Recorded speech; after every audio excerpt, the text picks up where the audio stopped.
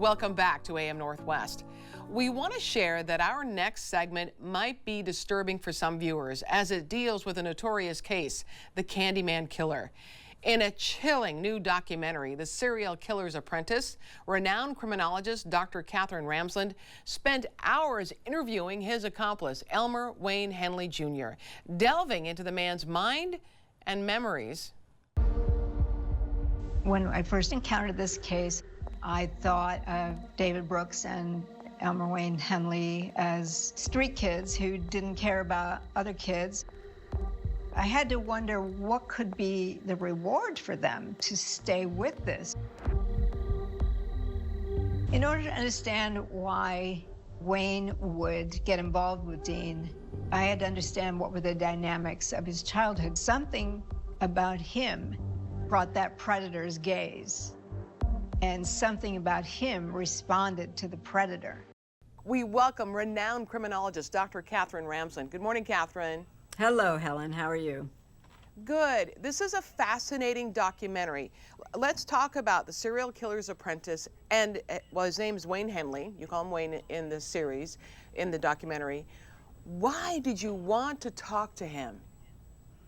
Well, I had long studied serial killers for over 25 years, and never from the point of view of an accomplice. I thought it would add a lot to our research to hear the experience of someone who had, not only had he been an accomplice to a killer, but he's the only accomplice to have killed the killer to end it. Well, and you asked the question too, was he a victim or a killer? Which is a fascinating question. It is, and he's both. So we don't really have much language to talk about a person in that kind of odd middle ground status. He certainly did participate in murders, not all of the murders that Corll had perpetrated, but he also was pulled in, was nearly a victim, and yes, certainly was leveraged into doing something he didn't want to do. Dean Corll is estimated to have killed 27, probably more, young men. I think their ages were what, 13 to 20 years old? Maybe 9. David Brooks, maybe 9. the other accomplice, thought there was one as young as 9.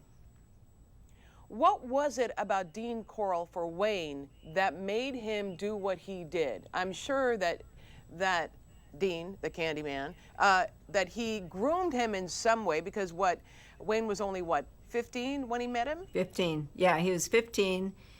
He needed money. His father, his abusive alcoholic father, had abandoned the family, paying no child support for 4 boys. His mother didn't have a job. She had to move in with the grandmother.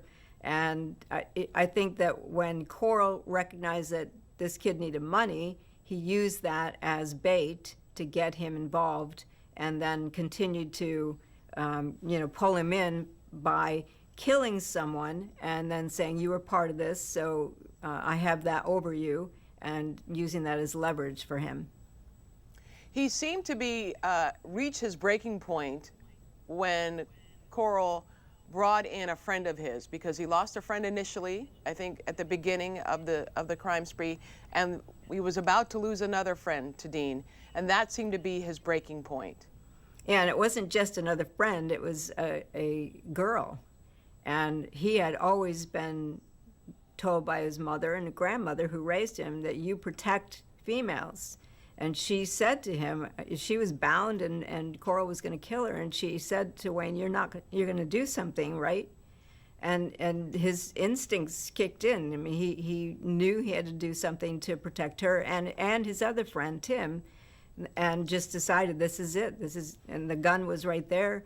He picked it up and told Corll, stop, you're not going to keep doing this. And Corll rushed him and had trained him to shoot and keep shooting till your target's down. So that's what he did, and Corll died. Katherine, you have this incredible way of talking to people, which is very calm. And he spoke to you, I mean, he readily said so many things to you. And you handled it so well. I don't have that kind of patience or tolerance. So I'm very impressed by your interviewing skills, because he said that at one point he said he had a hero complex. And yet we know that he killed at least 6 people, 6 young men. 8. what I were think he confessed to 8, yeah. 8. What were your thoughts when he was telling you he had this hero complex? It doesn't compute, right? Well, I think the hero complex was more about the girl. And not really about, well, I mean, he wanted to be a minister. He wanted to be a state trooper. These were the aspirations when he was a little kid. He wanted to be a protector, but he didn't know what to do. Corll had this over him, and it wasn't that he wanted to kill them. Corll wanted him to do it, and he didn't. He tried getting out several times. He told 3 adults. They did not listen to him. He tried joining the Navy. That didn't work. He tried moving away. That didn't work. So this is not his idea to go ahead and kill, and he didn't really know how to protect them. Their relationship is fascinating because Wayne says it was a mentorship, that he was the apprentice. But was there more? Was there at all a physical romantic relationship? There wasn't a romantic relationship.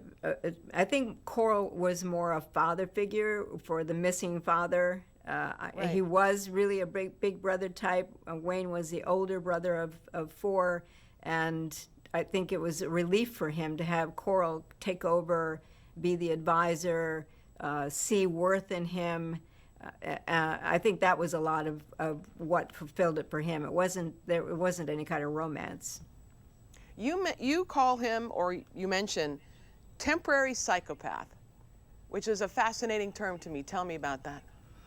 Well, that's the idea, and I've studied a lot of the team killers and the compliant accomplices who do things that are really out of character for them. They wouldn't normally do any of the things that they're doing under the influence of the predator, and in many cases, when they get out from under that influence through an arrest, they look at what they did with horror and wonder how could they have ever done that. It's like they were a different person under that influence, and they were doing cruel and callous things without remorse, which would be psychopathic, but it's temporary. So that's what I mean by it. That's how we can explain it, and that's helpful for counselors and teachers and parents who are dealing with adolescents who are caught in something like this. Absolutely. We want to tell our viewers A Serial Killer's Apprentice is streaming now on HBO Max. Dr. Katherine Ramsland, thank you so much. Well, thank you for having me. I appreciate it. You bet. We'll be right back with more AM Northwest. Don't go away.